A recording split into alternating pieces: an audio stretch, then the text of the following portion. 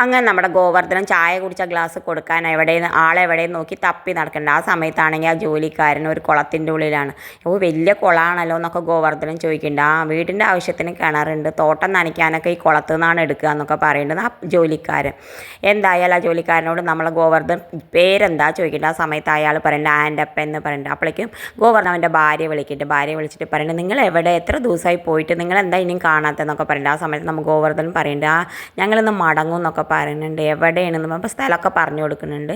നാളെ കുട്ടിയുടെ സ്കൂളല്ലേ, നാളെ തന്നെ എത്താൻ നോക്കൂ എന്നൊക്കെ പറഞ്ഞിട്ട് നമ്മുടെ ഗോവർദ്ധൻ്റെ ഭാര്യ ഫോണും കട്ട് ചെയ്യുന്നുണ്ട്. ഗോവർദ്ധന ആയിക്കോട്ടെ എന്ന് പറഞ്ഞിട്ട് ഫോൺ കട്ട് ചെയ്യുന്നുണ്ട്. പിന്നെ കാണിക്കേണ്ടത് നമ്മുടെ സ്റ്റാൻലി ബാലചന്ദ്രൻ എല്ലാം അറിഞ്ഞു എന്നുള്ള വിഷമത്തിൽ ഇരിക്കുകയാണ്. ആ സമയത്ത് സ്റ്റാൻലി ഒരുപാട് സോറിയൊക്കെ പറയുന്നുണ്ട്. ബാലചന്ദ്രൻ ഞാൻ അങ്ങനെയൊന്നും പ്രതീക്ഷിച്ചില്ല, ഈ എത്രയോ ആൾക്കാരോട് ഞാൻ യുദ്ധം ചെയ്തിട്ടുണ്ട് നേർക്ക് നേര്, പക്ഷേ ഇങ്ങനെ ഒരു അവസ്ഥ ആദ്യമായിട്ടാണ്, എനിക്ക് എന്തോ ഒരു പോലെ ആവുന്നുണ്ടെന്നൊക്കെ പറഞ്ഞിട്ട് ആ സമയത്ത് ബാലചന്ദ്രൻ പറയുന്നുണ്ട് ഞാൻ ഈ അവസ്ഥയെ കൂടെയൊക്കെ കടന്നു പോയതാണ്, അതുകൊണ്ട് എനിക്കിപ്പോൾ അതൊന്നും പ്രശ്നമായിട്ട് തോന്നുന്നില്ല.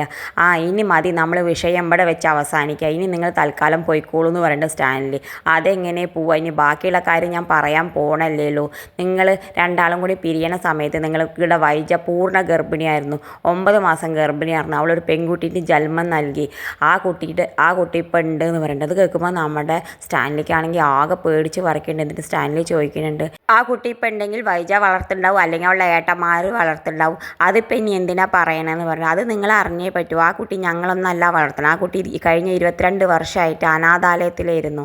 ആ കുട്ടിക്ക് ഒരു സുഖം കിട്ടിയിട്ടില്ല. അതുകൊണ്ട് ഇനി ആ കുട്ടി അവളുടെ അച്ഛൻ്റെ കൂടെ വളരട്ടെ എന്നാണ് എൻ്റെ തീരുമാനം എന്ന് പറയുന്നത്. ആ സമയത്ത് നമ്മുടെ സ്റ്റാൻലി ആകെ തളർന്നിരിക്കേണ്ട അവസ്ഥയാണ്.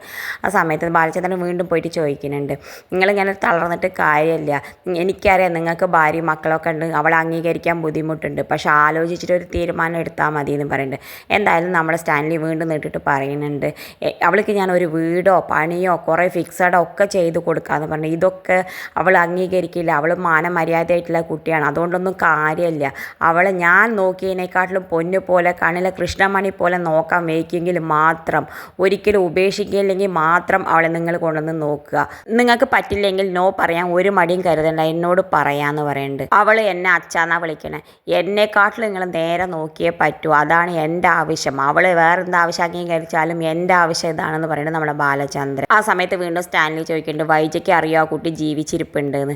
ഇല്ല, വൈജയ്ക്ക് അറിയില്ല, ഇപ്പം ഞാൻ പറഞ്ഞിട്ട് അവളുടെ ആങ്ങളമാർക്ക് അറിയാമെന്നൊക്കെ പറയുന്നുണ്ട്. എന്തായാലും സ്റ്റാൻലി പറയുന്നുണ്ട് ഞാനൊന്ന് ആലോചിച്ചിട്ട് തീരുമാനിക്കട്ടെ എന്ന് പറയുന്നുണ്ട്.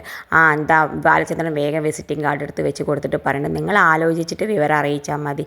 അവൾ നിങ്ങൾക്ക് വൈജയ്ക്കും ജനിച്ച കുട്ടിയാണെന്നോ വൈജയുടെ കുട്ടിയാണെന്നോ ഒന്നും വിചാരിക്കേണ്ട, അവൾ നിങ്ങളുടെ ചോരയിൽ ജനിച്ച കുട്ടിയാണ്, അത് നിങ്ങളുടെ കുട്ടി മാത്രമാണ്. അപ്പോൾ അത് എന്താ വേണ്ടത് നിങ്ങളൊന്ന് ആലോചിക്കും. എനിക്കറിയാം പെട്ടെന്ന് തീരുമാനം എടുക്കാൻ ബുദ്ധിമുട്ടായിരിക്കും എന്ന് എനിക്കറിയാം, ഞാൻ ഈ അവസ്ഥയിൽ കൂടെയൊക്കെ കടന്നു വന്നതാണ് എന്ന് പറഞ്ഞിട്ട് നമ്മുടെ ബാലചന്ദ്രൻ യാത്രയൊക്കെ പറഞ്ഞിട്ട് തിരിച്ചു പോകുന്നുണ്ട്. ഇത് കാണിച്ചുകൊണ്ടാണ് ഇന്നത്തെ എപ്പിസോഡ് അവസാനിക്കേണ്ടത്. ഇതുപോലെ എപ്പിസോഡ് വിശേഷങ്ങൾ നിങ്ങളുടെ മുന്നിൽ എളുപ്പത്തിലെത്താൻ ഈ ചാനൽ ഒന്ന് സബ്സ്ക്രൈബ് ചെയ്യാൻ മറക്കരുത്.